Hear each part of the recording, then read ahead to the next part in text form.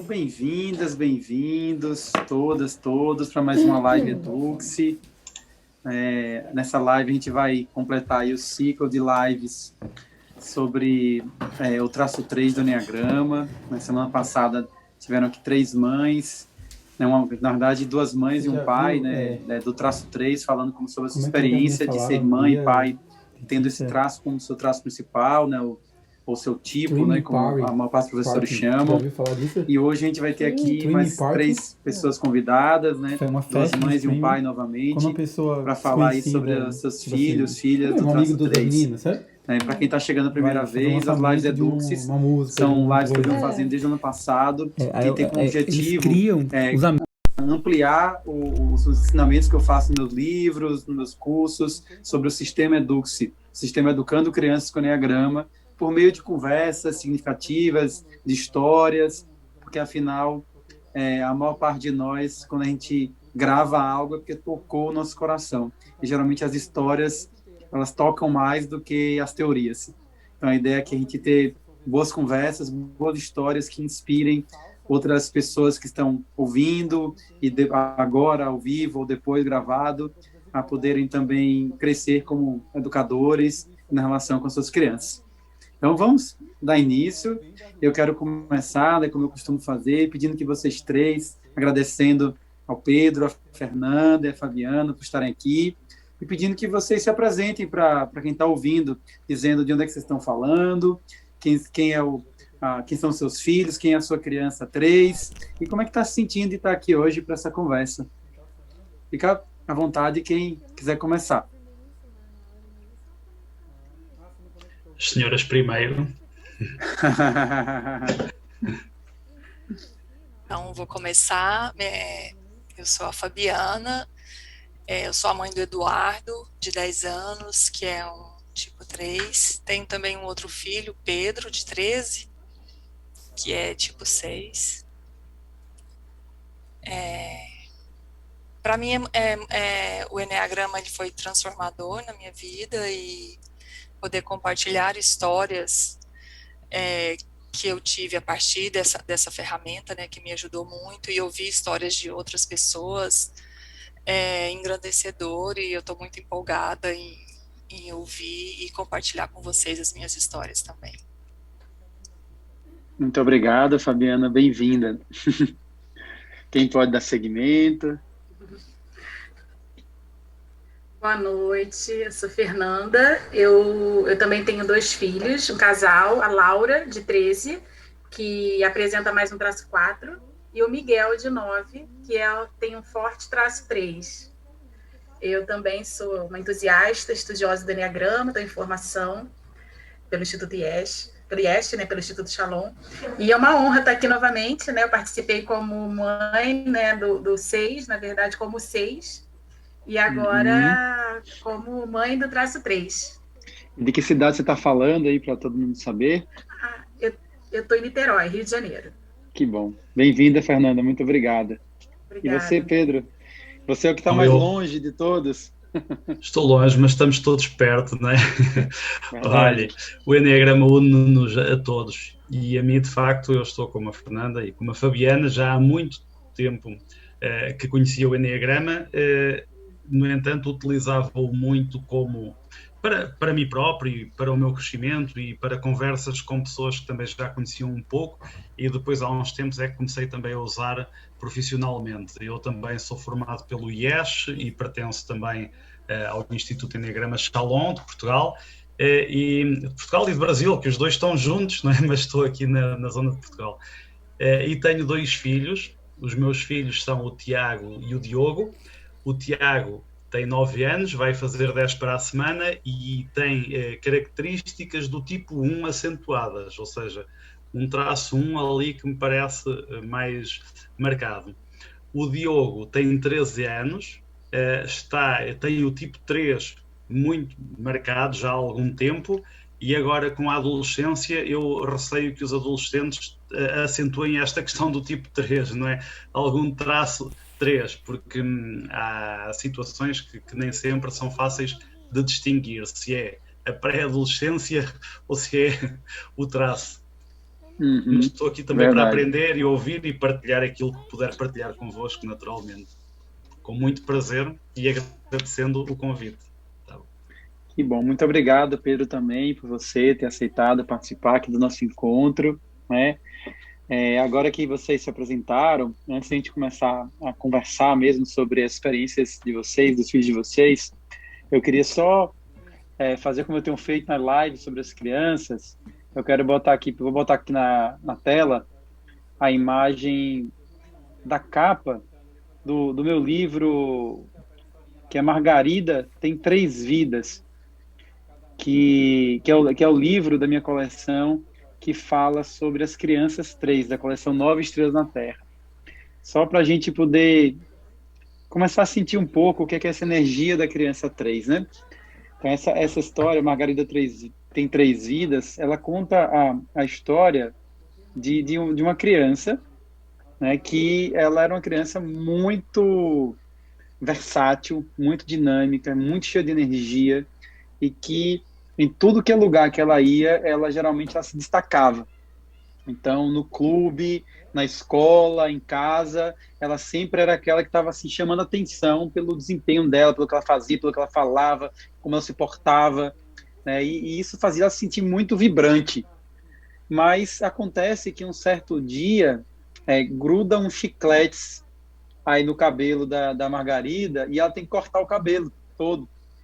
E quando corta o cabelo, ela começa a ficar super tensa, estressada, e aí os pais ficam preocupados, levam ela ao médico, e aí o médico diz, olha, é estresse, ela está muito preocupada, muito tensa, ela precisa relaxar, descansar, ficar aí um pouco sem fazer tantas coisas.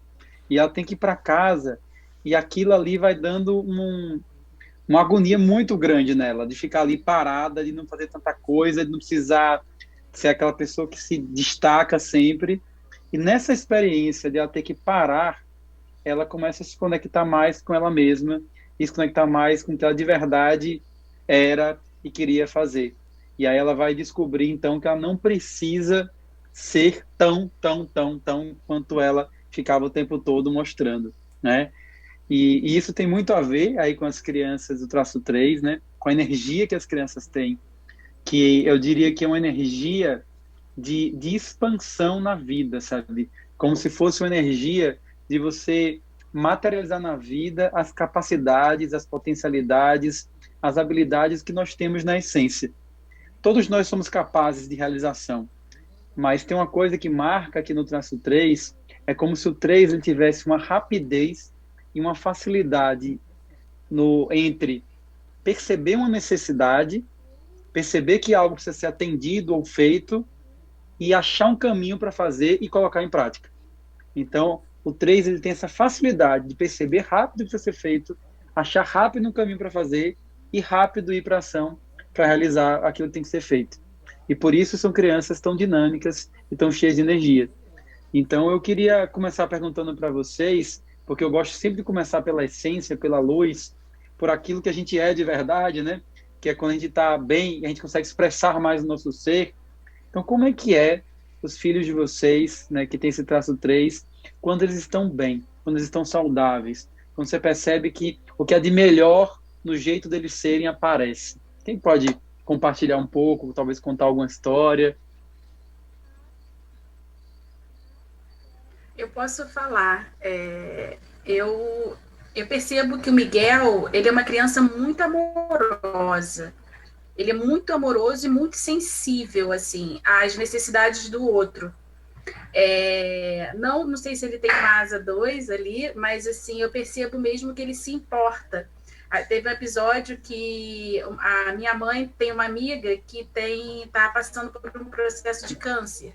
E essa amiga da minha mãe, ela gosta muito do Miguel desde pequenininho, porque meu filho é loirinho, do olho azul, e ele tinha o cabelo todo cacheadinho, então ela chamava ele de Anjinho, desde que ele nasceu. Só que ele não conhece ela pessoalmente. Minha mãe mandava foto para essa amiga, e ela é muito apaixonada por ele. E um dia eu falei para ele, agora na quarentena, logo no início da quarentena, eu falei para ele que essa amiga da minha mãe estava passando por uma doença e que ela queria que ele mandasse um áudio para ela. E aí, quando ele falou, mas que doença? Aí eu expliquei, né, que era um câncer, e ele começou a chorar. chorar muito. E ele falou assim, mãe, como que ela... E se acontecer alguma coisa com ela e ela morrer sem me conhecer? Como que vai ser isso para ela? Eu achei interessante ele se preocupar, né? Porque dela, né, falecer sem conhecer ele, porque assim, ele sentiu a importância que ele tinha na vida dela e ele não para de chorar, não parava de chorar. E até agora, ela, graças a Deus, está bem, né? Tá assim, tá no processo ainda, né? Mas ela não pode ver ninguém e ele fica assim, quando terminar esse isolamento, eu quero conhecer ela. E ele sempre pergunta à minha mãe, ele não esquece dela. E a gente achou isso muito emocionante, essa preocupação dele com uma pessoa que ele nem conhece, né? E assim, a vontade dele de que ela conheça ele, né? Que tem essa coisa do 3 também. Mas e ele é muito assim, ele é muito carinhoso, é uma criança assim muito chega a ser um pouco grudenta quando ele, né, ele é muito apegado a mim, né, como mãe, né, tem essa coisa da mãe, e ele é muito, muito mesmo sensível às necessidades, assim, do outro, assim, de ficar perto, de ter esse carinho. O que mais você percebe nele, assim, quando ele tá bem? Além dessa sensibilidade ao outro, de perceber as necessidades dos outros. Como é que ele é no dia a dia, assim, quando ele tá bem? O que é que te chama a atenção? Então, eu percebo ele muito dinâmico, né? Aí tem esse lado, né? Que tem o lado bom e o lado ruim. Ele faz muitas coisas ao mesmo tempo e faz bem, né? Então, assim, mas tenta falar agora do lado bom bom dessa história. O lado bom é que é uma criança, assim, que realmente, como mãe, ele não me dá muito trabalho, sabe? Assim, em relação a fazer coisas, embora eu ache que ele não é tão interessado em estudar, assim, ele gosta de ser bom, mas ele não é uma criança que está sempre interessado em chegar da escola e fazer a tarefa, ele quer brincar primeiro, ele tem essa coisa, ele é bem social, mas ele dá conta. Ele dá conta. É uma criança que eu não preciso ficar puxando por ele. Ele está sempre fazendo e assim tem bons resultados na escola. Ele faz o que tem que ser feito. Mesmo que não seja uma coisa que talvez interesse tanto ele, você percebe, olha, ele não gosta tanto de estudar, mas tem que estudar, tem que tirar as notas, tem que passar, tem que fazer, ele vai lá e faz. É isso? Exatamente. E não tem problema para acordar cedo, ele, sabe, se tiver que acordar cedo, ele acorda, tudo para ele é 4, então para ela é mais, eu tô sempre pisando em ovos, né? Com ele é tudo muito fácil, é muito fluido, eu acho isso. É como se ele não dá trabalho, porque ele percebe o que tem que ser feito e ele atende mais prontamente, né? Ele tem a iniciativa de dizer, tem que acordar, eu vou acordar, tem que ir para a escola, eu vou para a escola.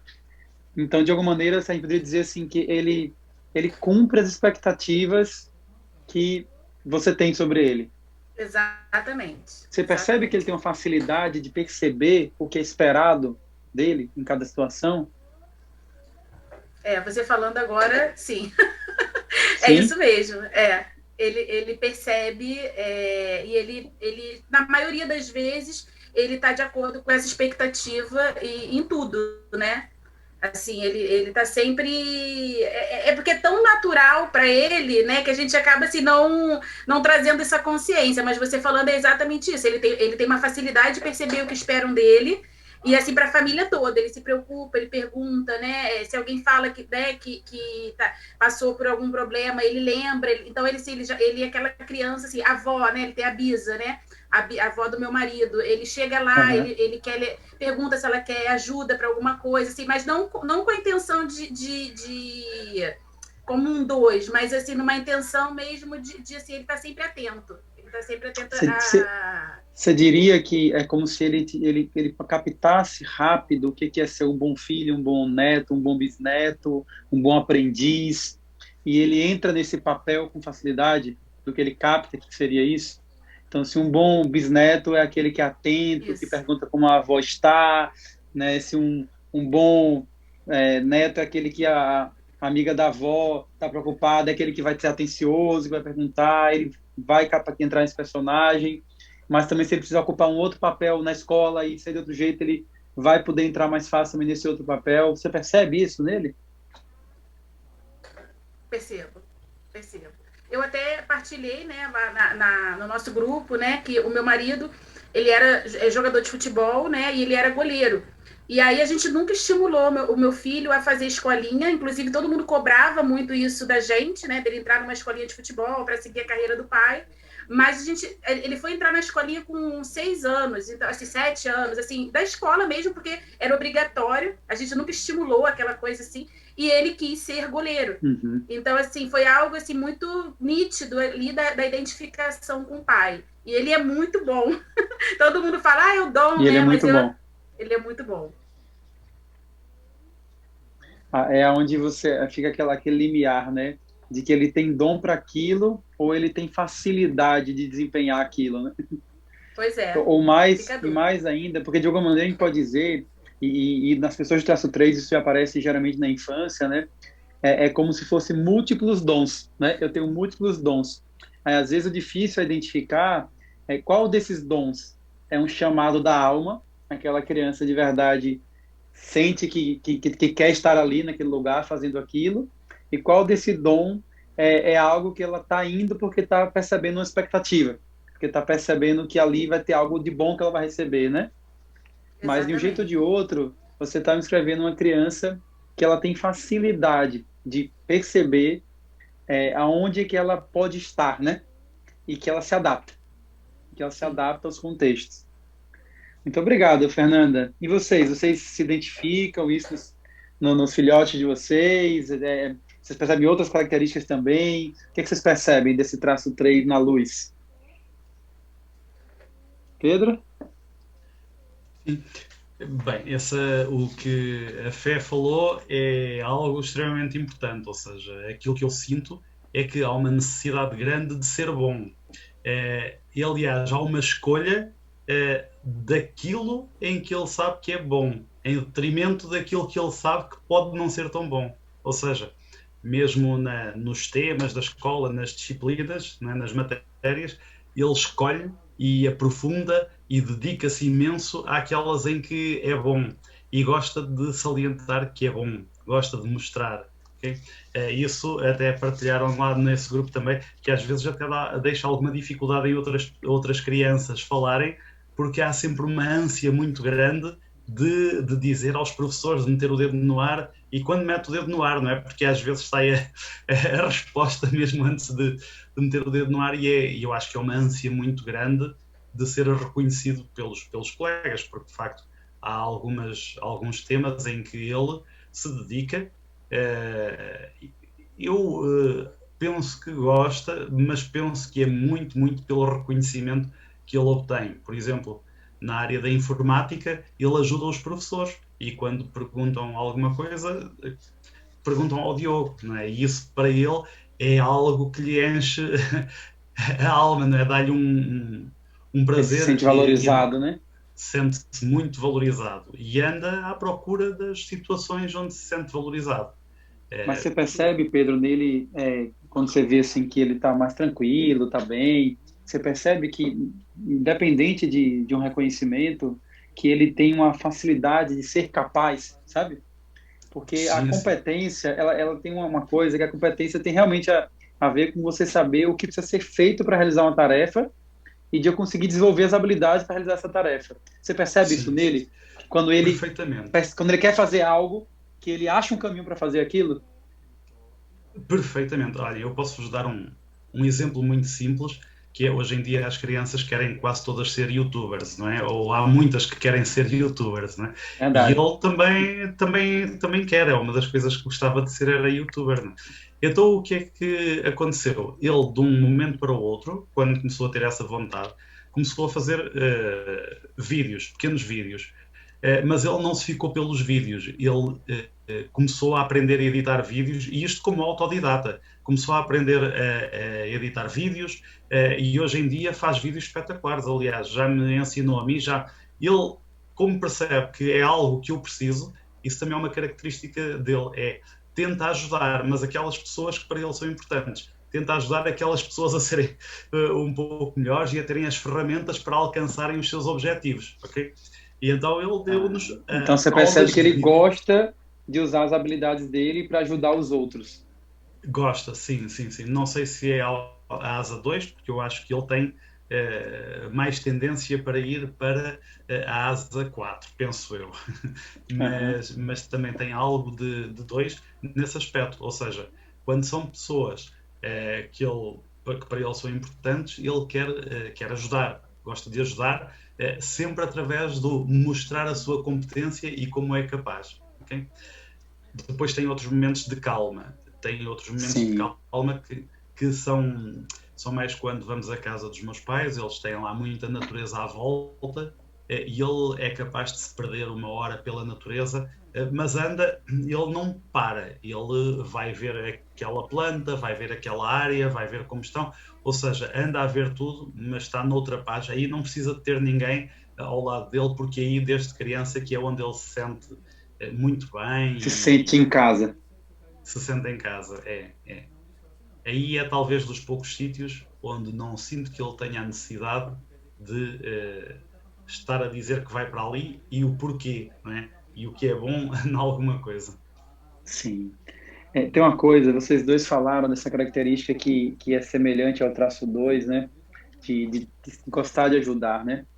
Eu costumo falar que o ponto 3 do Enneagrama, ele representa a nossa capacidade de sentir a vida, tá? E sempre as capacidades que a gente tem ligadas ao centro de inteligência, ao mental, emocional, instintivo, ela pode ser expressada para dentro e para fora, que são as duas orientações que a nossa consciência tem, tá? Então, no centro emocional, a consciência emocional voltada para fora está associada ao ponto 2 do Enneagrama, que é a capacidade de olhar para o que o outro sente. E o centro, a consciência voltada para dentro tem a ver com o centro, com o traço 4, que tem a ver com a capacidade de olhar para o que eu sinto, né? Uhum. Então, quando você vai pensar nas pessoas do traço 3, o que é que eu vejo que é muito nítido acontecer? Na criança, isso é até mais fácil de ver, porque ela ainda está menos influenciada pelas distorções da personalidade, né? Está mais puro, que é essas duas habilidades de olhar para o que ela sente, olhar para o que o outro sente, quando a criança está bem, ela vem muito fácil. Então, por isso que uma criança 3, ela vai tender também a ser muito solidária, sabe? Porque antes de ela firmar aonde é que ela vai querer mais reconhecimento e ir abafando o que ela sente, ela ainda sente muitas coisas dentro dela, e ainda sente muito o que o outro sente.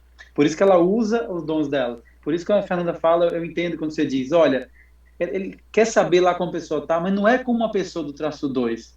Você vê que não é uma questão assim, a motivação central, né?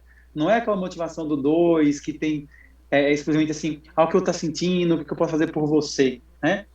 Mas tem uma coisa misturada que é de perceber o que eu estou sentindo, mas também está percebendo o que ele está sentindo, o que é bom para ele também. Então, quando eu faço isso, isso também é bom para mim também. Então, tem uma mistura de sentimentos, mas que esse movimento para fora acontece. Até porque o traço 3 em si, enquanto o padrão de personalidade, ele tende a ir para fora, né? Ele tende a ir muito para fora, a expor muito aquilo que ele vive, que ele sente e pensa. Então, esse movimento por 2 é uma asa no 2, mas a gente pode dizer também que é uma tendência natural de quando a pessoa está conectada com o sentir. Quando ela está mais conectada plenamente com o sentir, ela consegue fazer esse movimento, esses dois movimentos. E eu acho que isso acontece na criança 3, sabe? Eu vejo que muitas crianças, as crianças 3, elas são sensíveis.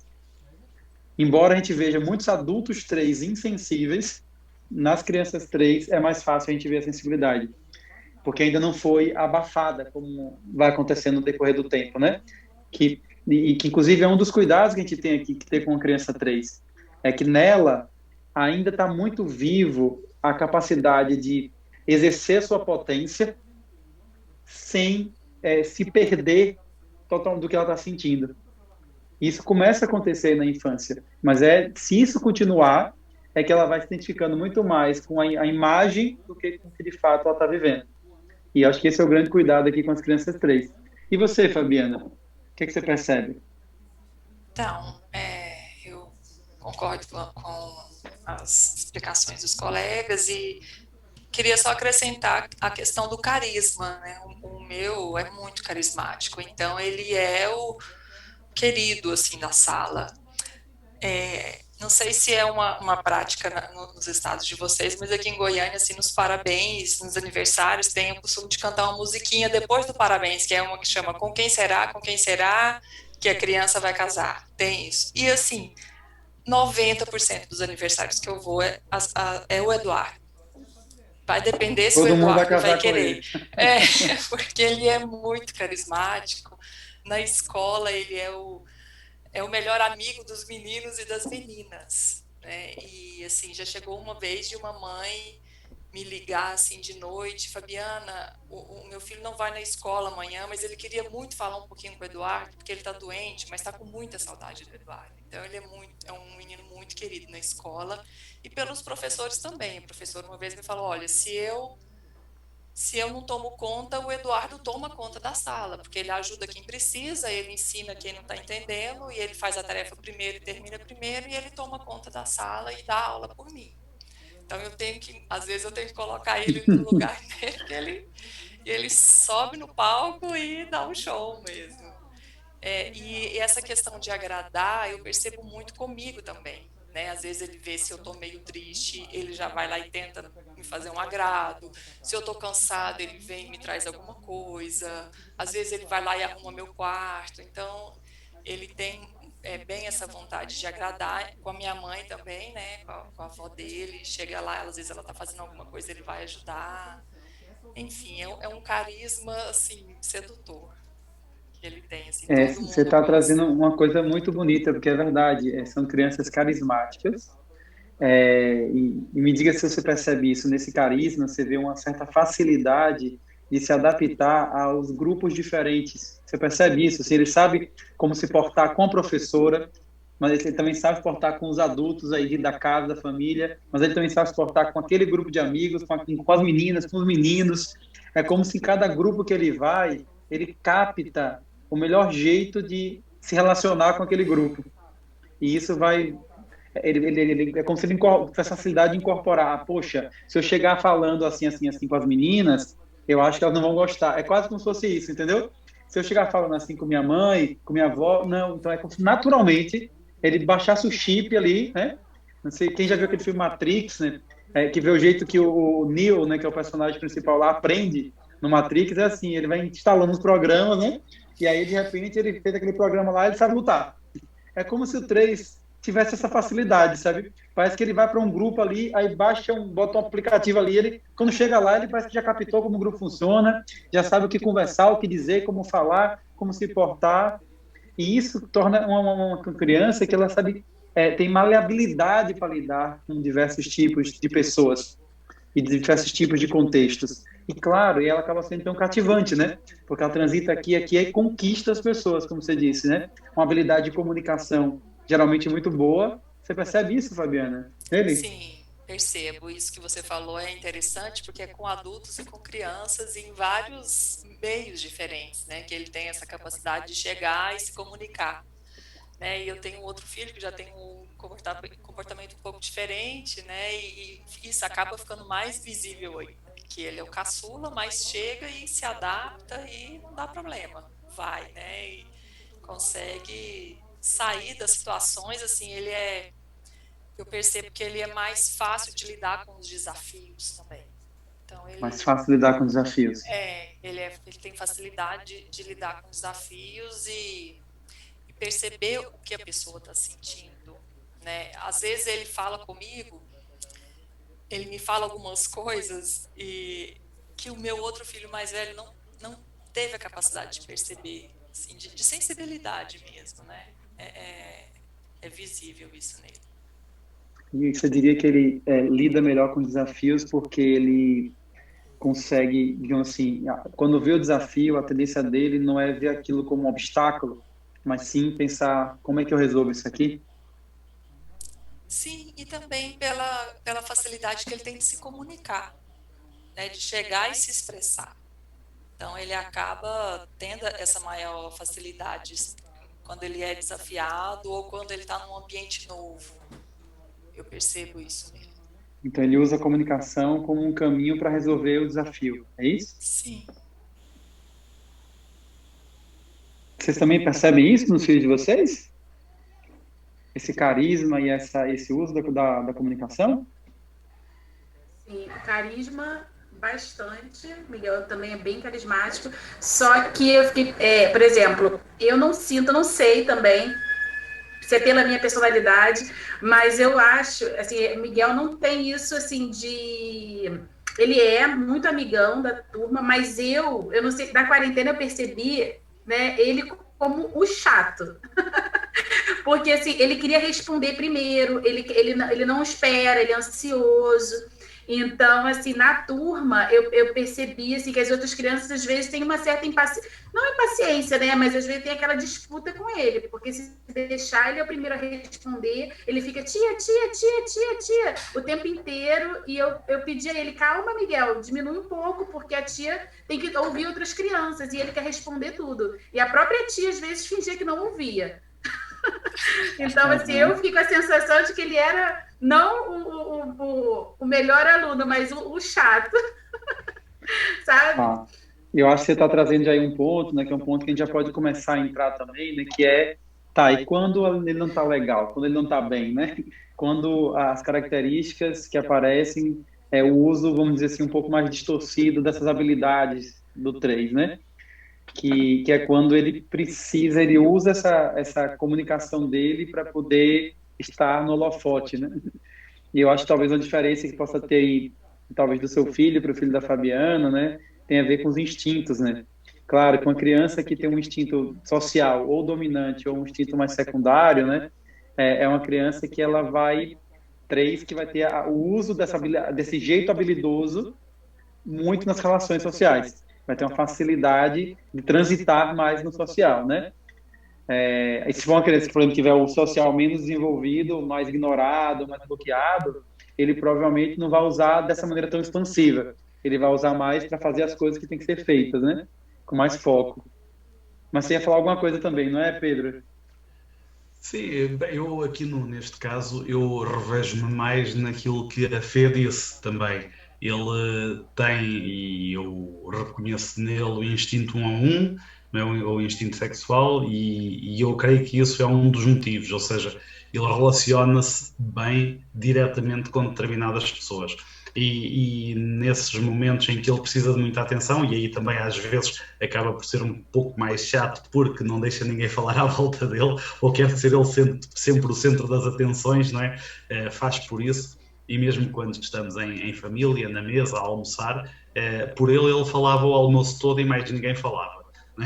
Não é? E quando se diz, as outras pessoas também têm direito a falar, acaba por ser, as outras pessoas começam a falar e ele começa numa conversa paralela com uma pessoa específica.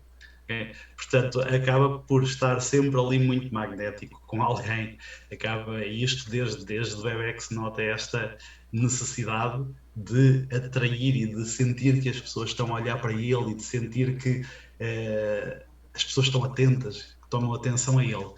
Pronto, e aí, nesse aspecto, acho que o social não está tão desenvolvido, embora se dê bem com os grupos e consegue interagir perfeitamente, mas não me parece que sejam o instinto mais desenvolvido propriamente.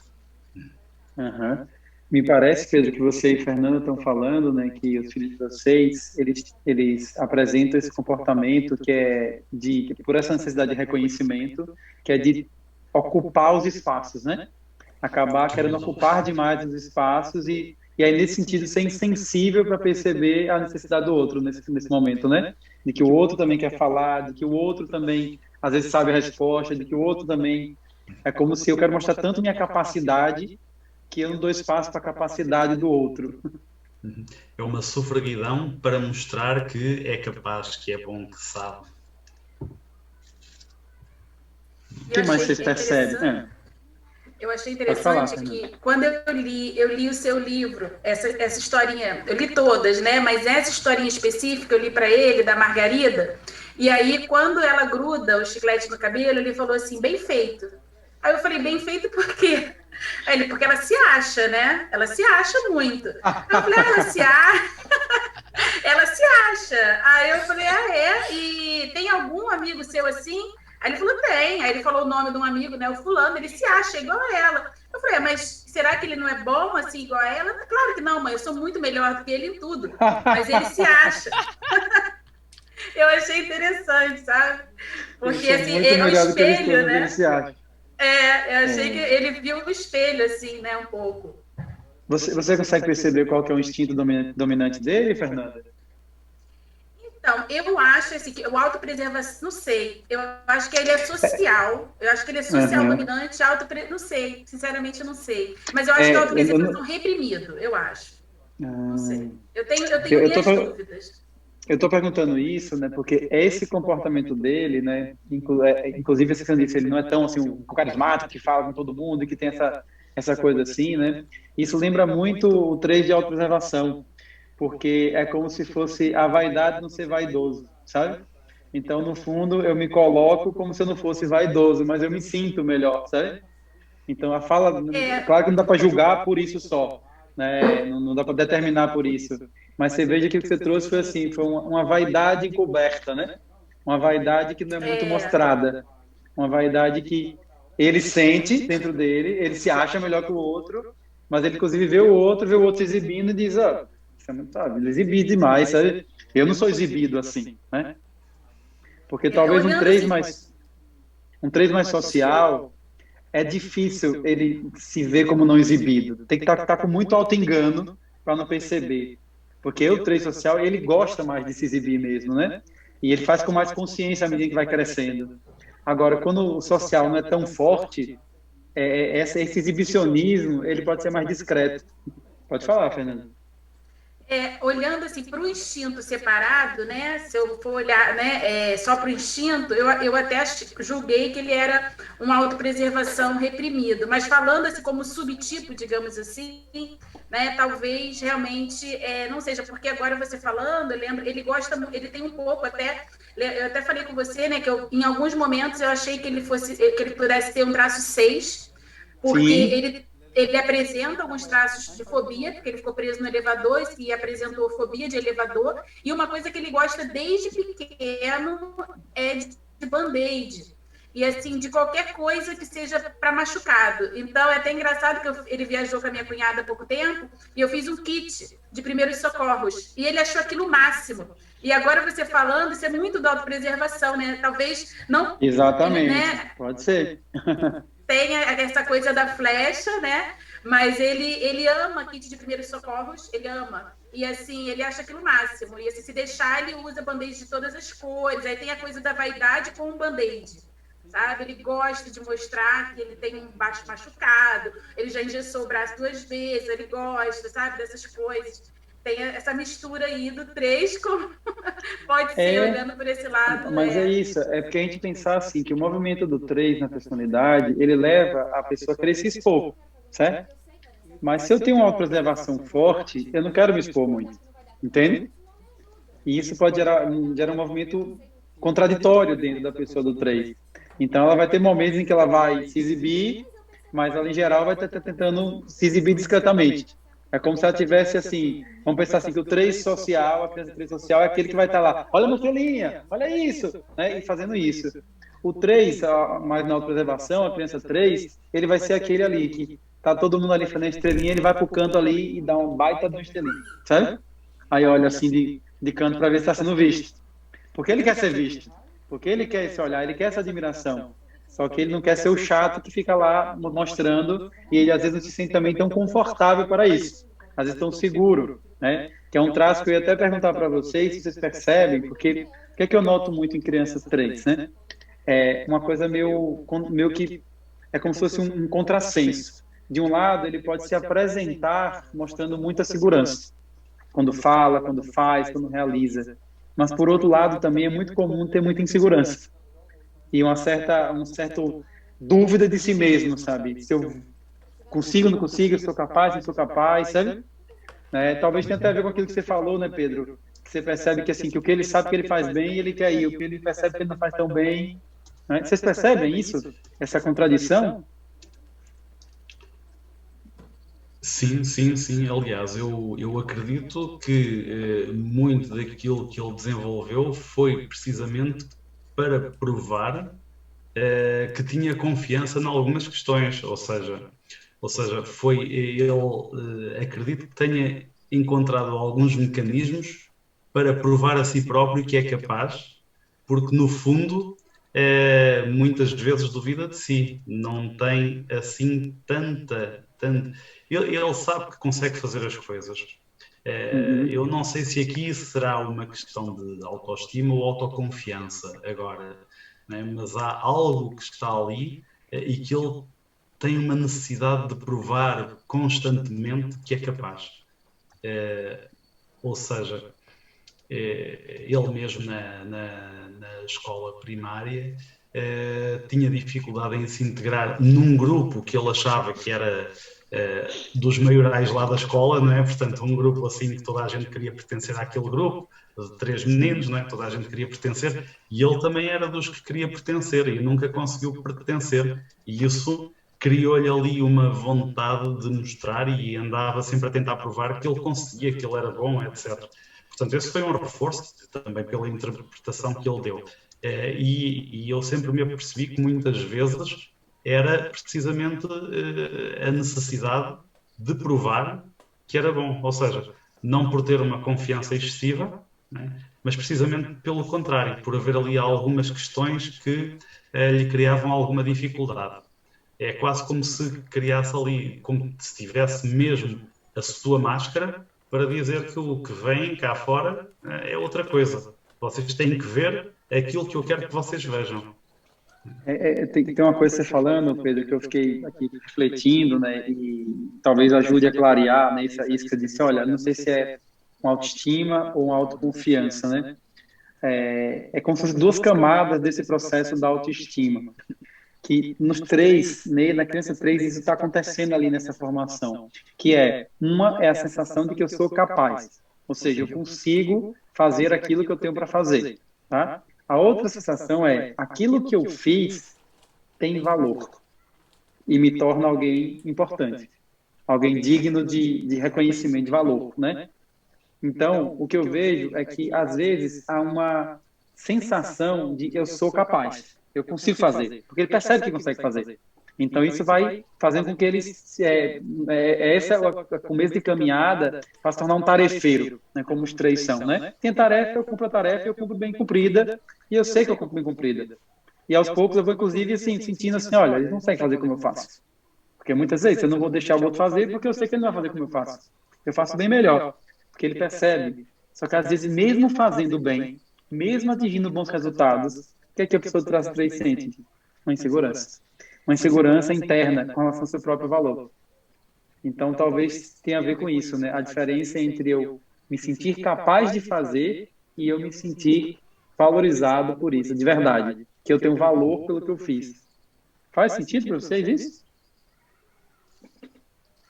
Consegui perceber essa questão ainda no Edu. Uhum. E o que você percebe quando ele não está bem? Que eu percebi,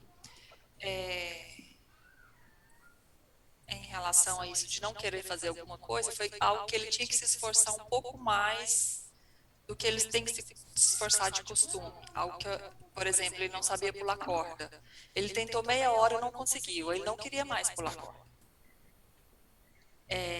Ele queria fazer aula de violão, porque ele gostava muito de uma música e queria aprender a tocar aquela música. Ele foi em 2 aulas de violão, não conseguiu tocar e ele desistiu. Então, assim, às vezes eu percebo que se algo for... Tudo para ele é muito fácil. Então, se ele encontra alguma coisa que tem que fazer um pouquinho mais de esforço, ele desiste. Algo que dá a sensação de que ele está falhando, né? Que ele não vai conseguir. Né? Aí ele pula antes do tempo. Aí ele já desiste ali e, às vezes, eu tenho que motivar ele. Por exemplo, a questão do violão, eu até falei, não, então tudo bem, porque fazer uma aula de violão... Obrigado, mas aí a corda, eu falei, não, você vai lá e você vai tentar pelo menos mais um tempinho. Aí ele depois conseguiu, aí quando ele conseguiu também, ele quis bater só os recordes daqui de casa. A gente estava fazendo um campeonato que pulava mais, aí ele, toda vez que alguém conseguia, ele ia lá e dava mais voltas para falar que ele era o campeão da corda aqui de casa. Então, tem isso. Uma outra questão que eu percebo, assim, quando ele não está bem, quer fazer as coisas muito rápido e acaba fazendo aquém da capacidade dele. Isso já aconteceu assim na escola, das professoras falarem, nossa, Fabiana, ele participou tanto da aula, eu achei que ele ia tirar 10 na prova e ganha um 8. Aí, na hora que veio o 8, a professora falou, não, é uma nota ótima, claro, eu nem falo com ele, não, meu filho está muito bem, enfim. Mas a professora fala, Fabiana, ele tinha capacidade para tirar 10, mas ele errou uma coisa aqui, porque ele fez a prova muito rápido para terminar muito cedo e era só de revisar. Então, às vezes, ele faz muito rápido, né? Assim, eu percebo que ele não dá tanta atenção, isso aqui é muito fácil, eu vou fazer muito rápido, isso aqui eu faço de olho fechado. E acaba que não dá o devido valor ali para a questão e poderia se sair melhor se tivesse dado um pouquinho mais de atenção. É Né? como Às se vezes fosse eu uma percebo prece, ao mesmo tempo um excesso de confiança naquela hora, excesso que de ele, confiança. que ele Eu não acaba percebo olhando de já. verdade o que ele está fazendo, né? E aí, Eu já percebo esse excesso de confiança nele e às vezes, quando ele não está bem, chega a ser arrogante com as pessoas. Então, isso é algo que eu já percebi de eu sei, eu posso, eu sou, e você está errado, eu estou certo. Eu é uma sei isso. é uma frase assim que eu acho que fica muito aí, é como eu já sei, né? Eu já sei. Antes da coisa acontecer, de completar, já sei. E aí Exatamente. nessa, Não, você nem como às explica, ele vezes ele já já sabe. sabe, aí muitas outras ele não sabe, né? E aí é onde se precipita, né? Eu já percebo essa questão e às vezes eu olho assim para ele, nossa, como eu vou trabalhar isso nele, que às vezes chega a ser arrogante, né? É uma Uhum. autoconfiança tão grande que chega a ser arrogante com as outras pessoas, quando ele não Sim, está bem. sim. Muito obrigado, Fabiana, por essa partilha. Você ia falar alguma coisa, Fernanda? Eu percebo também essa arrogância um pouco a ansiedade também, né? De não esperar as coisas acontecerem, ele quer tudo na hora, quando não está bem, né? Ele não tem. Imediatismo. É imediatista, isso. Essa arrogância eu percebo bastante. E assim, às vezes, ele é muito bom em matemática, né? Desde pequeno, até fez essa partilha no grupo. Só que as tarefas vão ficando mais complexas, né? E aí, quando ele acha que ele não sabe, tem hora que ele entra num sistema, não sei, eu não vou entender, Eu falo, calma, respira. Aí ele respira e consegue fazer. Mas, assim, ele não quer nem... Parece que ele para de... Uma ansiedade que dá uma vontade de desistir, de pular fora, é isso? Isso, uma ansiedade que dá vontade de desistir. Principalmente, assim, uma coisa que eu percebo muito nele nesse momento, que ele está no 4º ano, é para texto, sabe? Matemática é até fácil, mas para textos longos, ele não tem muita paciência para escrever. Então, assim, ele tem a ideia, mas ele fala, mas vou escrever pequenininho mesmo, tá bom, sabe? Tudo dele é muito rápido, que ele quer terminar. Então, tem muito dessa ansiedade que eu preciso trabalhar nele. Sabia que teve uma criança que eu atendi de 9 anos, que ele era assim, né, desse jeito que quem está falando aqui. E aí, um dia ele chegou no meu consultório e ele ficou contando que ele fazia um monte de atividade. Ele fazia inglês, vôlei, karatê, kumon, terapia, umas 6, 7 atividades, assim, de tarde, fora a escola. E aí ele chegou dizendo para mim que ia pedir para a mãe para entrar no francês e no espanhol, porque queria ser diplomata. Aí eu falei, nossa, legal ser diplomata, mas aí eu perguntei para ele, mas vem aqui, você não cansa, não? Às vezes você faz tanta coisa. Ele disse, eu canso, mas passa rápido. Olha só o que ele responde. Aí logo em seguida eu pergunto, mas às vezes você não queria ficar parado assim, sem fazer nada? Olha o que o menino me responde. Ele disse, se eu fico sem fazer nada, eu tenho a sensação que eu estou perdendo o tempo. Sabe? E eu acho que essa pressa que vocês veem nele de querer fazer logo e acabar logo, é como se fosse uma ansiedade de que parece que tem que estar sempre fazendo, senão não vai chegar lá. E que lugar é esse? Que chegar lá é esse que ele está tentando sentir, né? No fundo, a sensação é que ele queria sentir assim, tá bom, agora não preciso mais ficar mostrando que eu consegui. Como eu não sacio essa sensação, né, de valor, eu tenho que estar sempre provando o meu valor. E eu vejo que esse é um grande cuidado que a gente tem que ter aqui com as crianças 3, os jovens 3, né? É para eles irem cada vez mais descobrindo que o valor não está no resultado das suas ações. Como é que vocês percebem a questão da competitividade, que é um traço que costuma acontecer também nas crianças 3?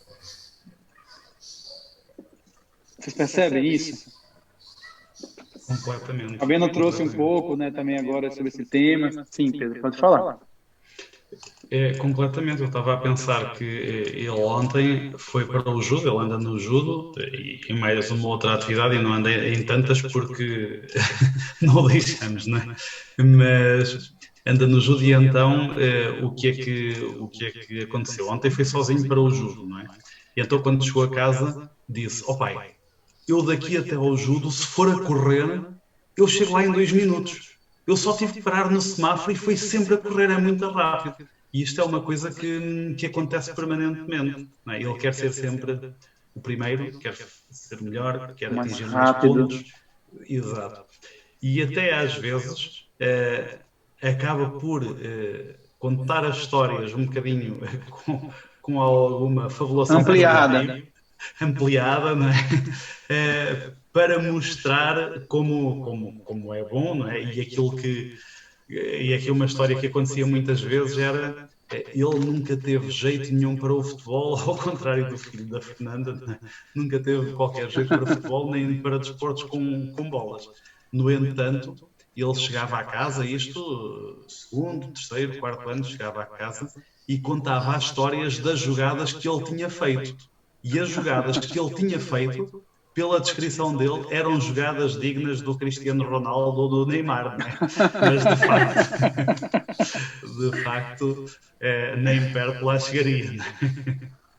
Você já trouxe outra coisa que eu queria perguntar, interligado com essa coisa da competição, né? Que é essa tendência de alguma maneira, a contar histórias ou distorcidas, né? Ou até mentir mesmo, porque tem crianças que fazem isso. Eu lembro que o meu melhor amigo de infância, né? Na época de primário, de ensino fundamental, né? Quinto ano, sexto ano, eu, depois que eu fiz o Enneagrama, eu entendi porque ele agia do jeito que ele agia. E eu entendi que ele era uma criança 3. Porque eu vivia muito na casa dele, e ele na minha, né?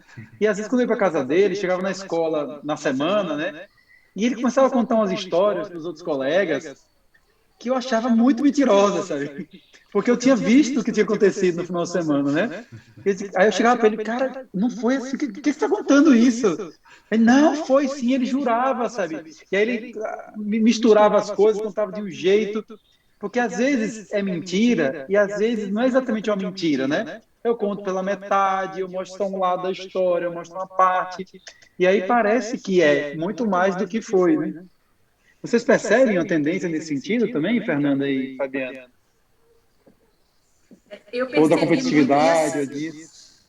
Eu percebi essa história, assim, que acaba sendo uma forma de competir, aumentando, né? Na quarentena também, na aula online, porque como eu ficava muito perto, né, dele fazendo aula, eu via que ele sempre queria contar, que o final de semana dele foi muito interessante, às vezes ele inventava, aí ele, quando a professora pedia para falar de um lugar, sei lá, neve, aí ele, não, porque olha só, já fui a Bariloche, aí ele contava, eu morria de vergonha, parecia que ele estava querendo se exibir mesmo, né, dos lugares que ele já foi, aí ele aumenta, que uma vez ele quase morreu, sabe, ele conta essas histórias, assim, bem, ele fantasia, assim, né, e a gente morou em muitos estados, né? Então, assim, ele tem um repertório imenso para contar, né? Então, eu senti ele muito exibicionista nisso, assim, dessa forma. Que acaba sendo uma forma de competir, porque as crianças estavam com muita necessidade de falar, né, com a professora, principalmente quando voltava, assim, do final de semana, e ele sempre tinha coisa mais interessante para contar, mesmo que nada tivesse acontecido. Sim, sim. E olha que coisa interessante, né? Porque, de um certo lado, é uma capacidade criativa, né? De você imaginar um cenário, de você trazer todo um cenário, construir toda uma história, né?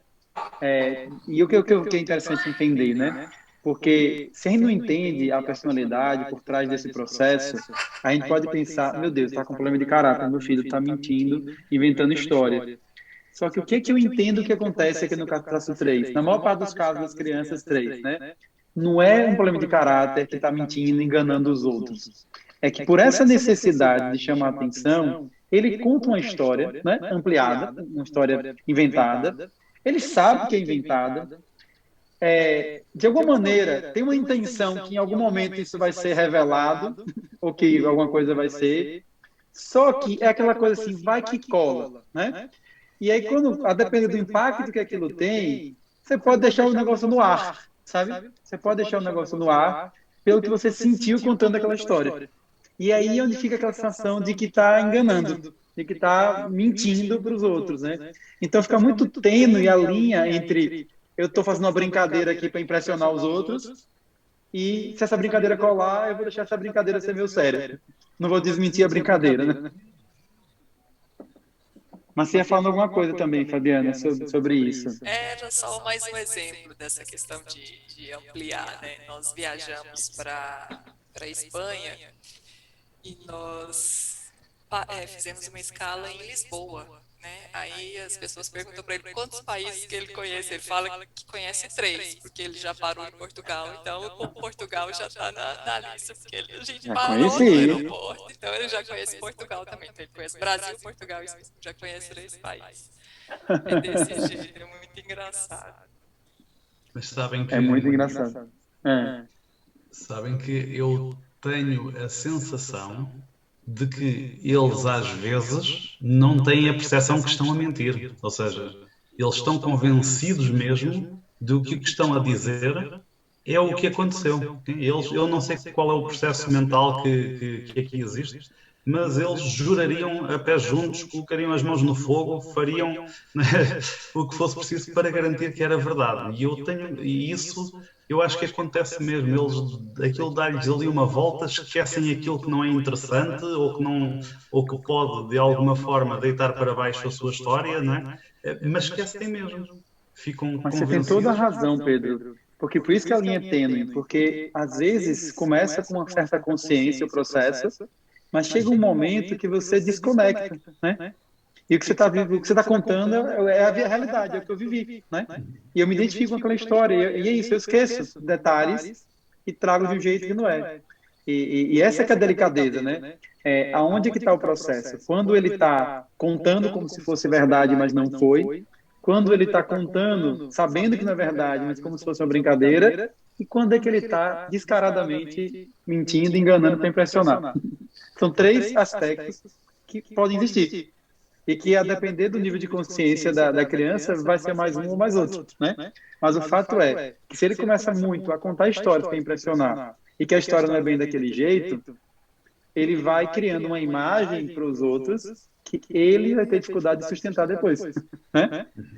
E é por isso que fica a sensação, muitas vezes, de que, e que no adulto 3 isso é mais forte, porque quando ele já incorporou muitas histórias, né? A sensação de que eu sou uma farsa. Então eu passo a imagem, mas eu não sou exatamente isso que eu estou passando. E aí a ansiedade, essa coisa de acelerar e fazer coisa demais, é como se fosse para tentar correr atrás para não ser desmascarado. Opa, eu não posso parar, porque senão o que vão ver é isso aqui. E eu quero que vejam uma coisa boa. Né? E aí é onde você sai daquela questão do saudável para o não saudável. Então, no saudável, eu realmente sou habilidoso, eu realmente faço as coisas, eu realmente realizo, conquisto, mas quando eu saio do saudável, se eu estou conquistando e está dando certo, beleza, mas se não está dando certo, qual o mecanismo que eu vou usar para parecer que está dando certo? E, em primeiro lugar, é parecer para mim mesmo, né? O que é que eu vou contar para mim mesmo para eu me sentir bem comigo mesmo? Enquanto quando eu me sinto bem contando para mim mesmo, consequentemente, eu quero expor. Bom, eu estou vendo aqui quem está chegando aqui mais perto aqui no final do nosso horário, passa rápido, né? Sempre quando eu vejo, parece que vai ser um tempão e depois é super rápido. Então eu queria pedir, assim, que eu sempre gosto de abrir para ver se tem alguma mãe ou pai da criança daquele traço que gostaria de partilhar o que sentiu ouvindo. Eu queria pedir, então, que cada um fizesse uma fala mais final, assim, o que você quisesse dizer, ou mais uma história, ou alguma mensagem, o que você estivesse sentindo de falar, para a gente poder ir para essa outra parte. Quem pode começar a finalização? Eu queria, na verdade, é uma dúvida, não sei se é uma dúvida, porque assim, eu sou 6, né? Então, pode ser que esse lado um pouco, assim, eu sou um pouco, eu não sou hipocondríaca, mas eu tenho uma coisa assim, né? Eu sou sugestionada, por exemplo, com doenças, né? Então, por exemplo, o Miguel tem conjuntivite alérgica. E aí eu falo, se você não passar o remédio, vai ficar cego, aquela coisa, né? Que eu dou uma exagerada, assim, né? Um pouco. E ele pega um pouco isso, aí até falando disso da distorção, por exemplo, hoje eu tive que ir na escola, porque a professora ligou que ele estava sentindo dor no olho, que ele tem conjuntivite alérgica, que eu precisava passar o remédio naquele horário. Eu não sei se ele estava querendo fugir, né, da sala, eu sei que eu tive que ir na escola para pingar o colírio dele, né, porque é crônico, né? E aí eu queria saber se isso é uma coisa que o 3 puxa isso de mim, sabe? Ou se é normal mesmo, assim, dele ter um pouco desse lado 6, né? Como eu digo para você. Mas será que a identificação com a mãe, né? O fato dele dessa coisa mais com a hipocondria, né? Seria um pouco hipocondríaco também. Ele gosta de aumentar as doenças, assim. Ele tem o tímpano estourado no futebol, ele caiu e bateu o ouvido no joelho de um menino e estourou o tímpano. Então, isso é um motivo imenso, que ele usa sempre para escapar do que ele não quer fazer. Né? Aí veio o do 3, né? Se tem numa aula que ele não gosta, ele usa, não, porque meu tímpano é estourado, não estou ouvindo. Então, assim, ele usa muito essas coisas, né? Mas me preocupa sempre o fato de ser coisas com doença. Então, eu fico pensando se é da identificação comigo ou se, enfim. Nesse caso, Fernanda, no seu caso especificamente, me parece que não tem a ver com o traço 3. Me parece que tem a ver com uma parte, com identificação com você, porque como a gente conversou na live das mães, pais 6, né? O 6, quando entra nesse processo que você acabou de descrever, você de alguma maneira projeta os medos na criança. Então é natural que a criança, filha de uma mãe e de um pai 6, de que ele pegue para si mesmo medos. Pode ser mais ou menos, pegue medos. E se a percepção que eu tive inicial de que ele tem uma autopreservação forte, né? Mesmo que não seja o dominante dele, pode ser o secundário, mas se ele tem uma preservação forte, tá, ou como dominante ou como secundário, instinto, então isso soma uma coisa com a outra. Porque aí as suas preocupações de autopreservação, do 6, ativa a autopreservação dele, e isso pode aumentar o processo, e aí lembra, claro, o processo do 6. Porque toda pessoa que tem autopreservação muito aguçada e que está com medo em relação à doença por causa da autopreservação, na hora que está nesse processo, parece muito o processo do 6. Porque a autopreservação gera um tipo de medo que é parecido com o que acontece na mente 6, sabe? É justamente por isso que essas combinações do traço com o instinto é tão interessante. Porque elas podem reforçar, podem ampliar, né? Então você veja, ele é 3, mas ele tem uma mãe de 6 que influencia ele, porque é mãe, né? Então todos nós influenciamos nossos filhos com o jeito de a gente ser. E ao mesmo tempo ele tem uma preservação talvez forte. Aí uma coisa junta com a outra e pode dar um traço nele, que às vezes ele diz, caramba, mas ele é 3, por que ele está com tanto medo aqui? Sabe? Entendi. E isso acontece. O meu filho é 8, por exemplo, e todo mundo sempre pensa na imagem do 8, aquela criança que sai desbravando tudo, né? Pô, meu filho é autopreservação dominante, tem medo pra caramba, sabe? Que nem eu sempre tive. Nunca gostou de andar na Cacunda, por exemplo. A caçulinha andou assim a vida inteira na minha Cacunda. Ama, até hoje, com 7 anos, se puder, ela quer ir pra Cacunda. Meu filho, você botava, ele chega, grudava, tremia e pedia pra sair. Entende? Aí você pensa, não combina com a imagem do 8, mas, poxa, a autopreservação forte, né? Muito aguçada, sabe? Então, essas misturas acontecem. Muito obrigado, Fernanda, pela sua participação mais uma vez. Obrigada a você, é uma honra estar aqui. Aprendendo muito com você e com os colegas. Que bom. E vocês, qual a mensagem final que gostariam de deixar com a fala final? Queria agradecer a Fernanda e o Pedro, né, pela partilha deles. Foi muito interessante para mim ouvir, né, os comportamentos, as histórias dos filhos de vocês, né, e como são parecidos com as minhas, foi ótimo. Agradecer ao André também pela oportunidade de participar. E dizer que o Enneagrama, para mim, eu estou sempre aprendendo, né, com o Enneagrama. Eu não fiz formação, eu fiz as 3 etapas do IES, mas eu nunca fiz formação. Eu fiz o Enneagrama para mim, tanto que eu tive até um pouco de dificuldade de identificar qual era o traço dos meus filhos, né? Mas aí, com o tempo, eu tive essa segurança, porque eu também sou tipo 1, então, assim, o medo de errar na classificação é muito grande. Mas eu tive a ajuda de uma amiga, de uma freira que fez formação, ela me ajudou a identificar o tipo das crianças. E, para mim, isso tem sido muito importante, usar a ferramenta do Eneagrama nos vários papéis que eu exerço, como mãe, como profissional, como filha, como amiga, né, como namorada, enfim. O Eneagrama, para mim, foi uma mudança de vida e tem sido até hoje. Bom, muito obrigada. Muito obrigado, Fabiana, você também. E você, Pedro?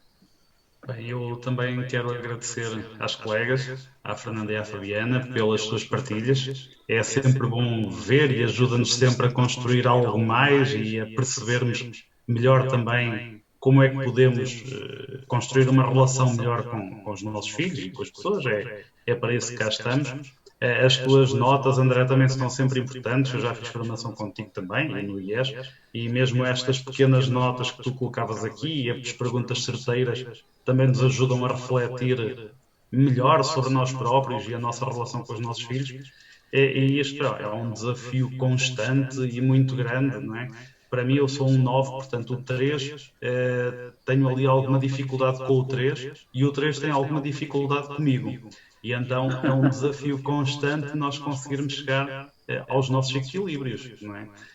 E todas as conversas que nós conseguimos ter, todas as trocas de ideias e de impressões e de experiências, eu acho que são excelentes para nós conseguirmos ser melhores e conseguirmos estar melhor uns com os outros. Basicamente é isto. Por isso, muito obrigado. Foi com um enorme gosto que estive aqui a partilhar também algumas histórias. Muito obrigado, Pedro. Muito obrigado, inclusive, porque eu sei que aí é muito mais tarde do que aqui, né? A gente fez um ajuste de horário para ficar melhor, mas eu sei que mesmo assim ainda é tarde, então muito obrigado pela disposição. Eu vou abrir então agora, se tiver alguém, né, que tenha um filho, uma filha que é do traço 3, que ouviu essas histórias, né, se identificou.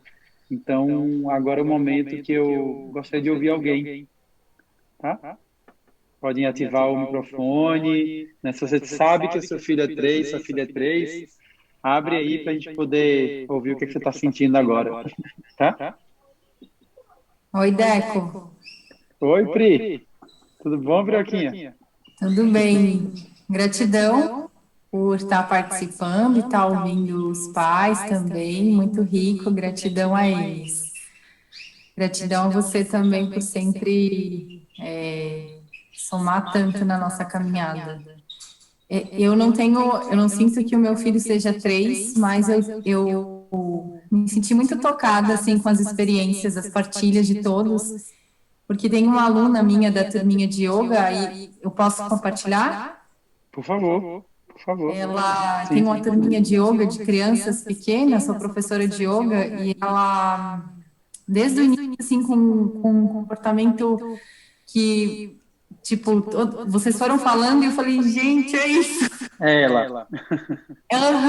Ela passa o tempo todo, eu sei fazer isso, olha aqui, eu sei fazer aquilo, e aí ela vai e faz as posturas mais mirabolantes que eu quero aprender. Tipo, eu fico lá, nossa senhora, como é que eu vou fazer isso? Ela faz, e tipo, desde o início... Ela tá querendo ser melhor que a professora, né? Não, é assim, uma coisa... E aí aconteceu, semana retrasada, que um dos meninos da turma, que tem a personalidade muito forte também, é um taurino, ele se irritou com ela, assim, ele explodiu no meio da aula, sabe? Teve uma explosão, porque realmente ela é o tempo todo... Passa do limite, né? Fala o tempo todo e quer mostrar o tempo todo e quer fazer o asana, a postura mais difícil de todas... E aí, quando ele explodiu, eu respirei assim, eu vi como uma oportunidade, né? Mas aí eu passei uns 3 encontros seguidos tentando conversar com os dois para mediar, assim, porque realmente o comportamento dela dá uma... porque é uma coisa assim que vem com uma prepotência, sabe? Eu sei, olha aqui, daí ela mostra e os outros vão se encolhendo, sabe? Então, me caiu muitas fichas aqui, bem legal mesmo. Acho Uma que coisa, você falando aqui, eu já posso dar uma dica aí nesse caso, que vale aí para quem tem um filho que está fazendo esse movimento, né?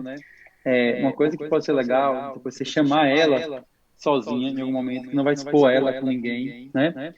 E conversar com ela a partir da seguinte conversa, dizer assim, olha, nossa, eu vejo que você se empenha muito na aula, eu vejo que você está querendo fazer tudo direitinho e fazer bem, né? E avançar, né?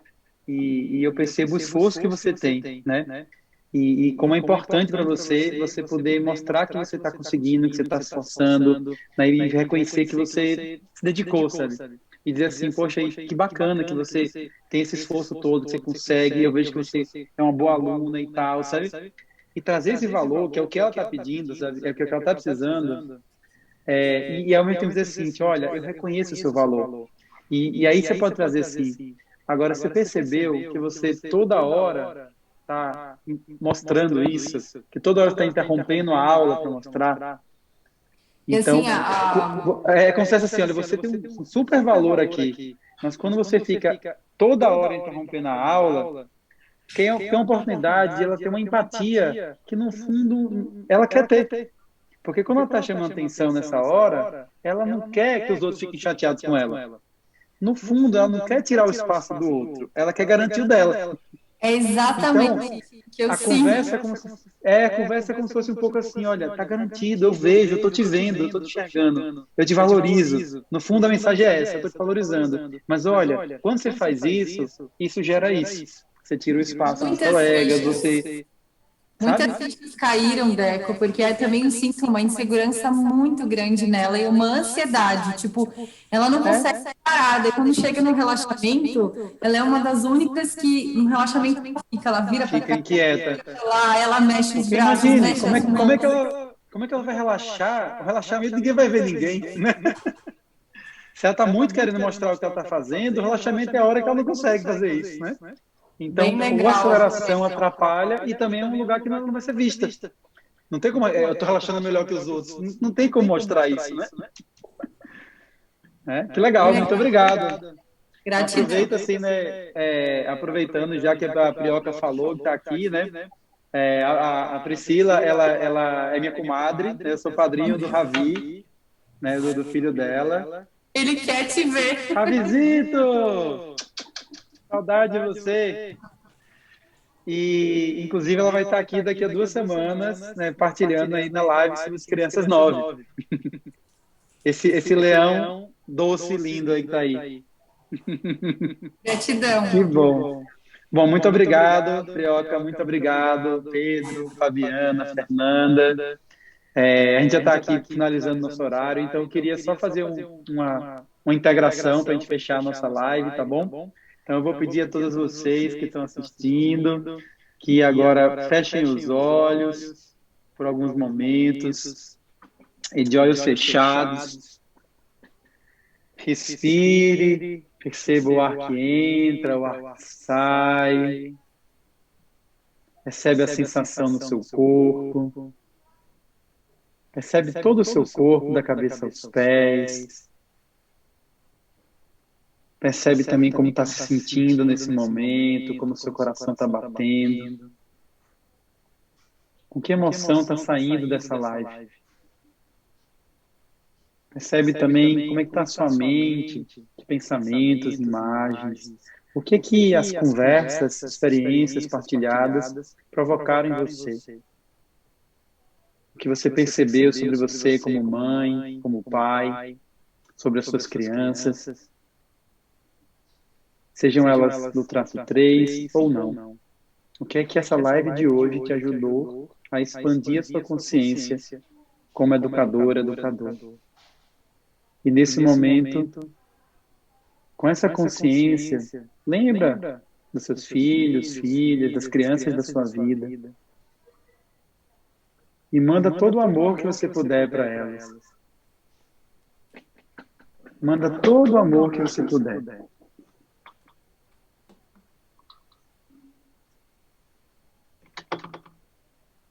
Inspirando, expirando. Aproveita para se conectar com o seu coração e com o coração das suas crianças.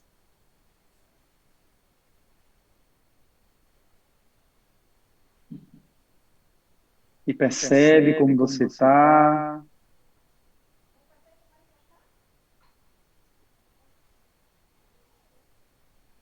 E aí, com muita calma, eu vou pedir então que vocês vão respirando, abrindo os olhos. Eu vou partilhar aqui um videozinho com vocês.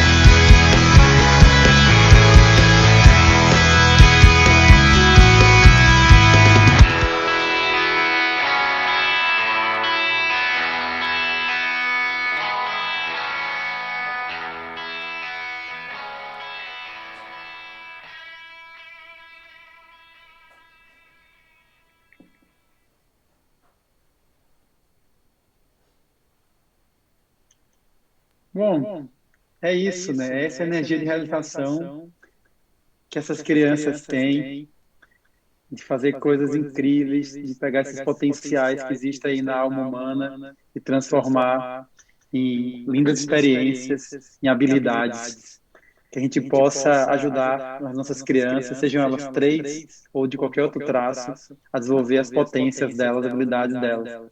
E que as crianças 3, assim como as pessoas 3, os adultos também, possam ser inspirações para isso, para que a gente consiga fazer mais isso. Muito obrigado a todas, todos vocês. Próxima semana começa então aí o ciclo das lives aí do traço 9, primeiro aí com 3 mães 9, depois sobre as crianças 9, na semana seguinte. Um bom descanso e até outro momento. Tchau, tchau.